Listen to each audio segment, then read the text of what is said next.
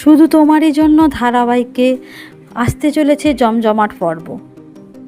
এই ধারাবাহিকে আগামী পর্বে দেখা যাবে পিসি ঠাম্মি রাইহের পরীক্ষা নেওয়ার জন্য রাইকে সাবুর লুচি ও ছানার পায়েস রান্না করতে বলে।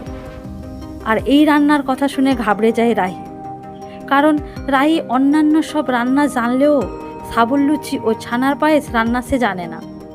তবুও রাহি বুদ্ধি করে খুব সুন্দরভাবে সাবুর লুচি এবং ছানার পায়েস রান্না করে নিয়ে আসে, যা দেখে বাড়ির সকলে চমকে যায়।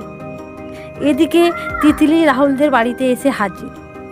তিতলিকে দেখে রাহুল সহ বাড়ির সকলে চমকে যায়। আগামীতে আরও জমে উঠতে চলেছে শুধু তোমারই জন্য। শুধু তোমারই জন্য ধারাবাহিকটি আপনাদের কেমন লাগে কমেন্টে অবশ্যই জানাবেন।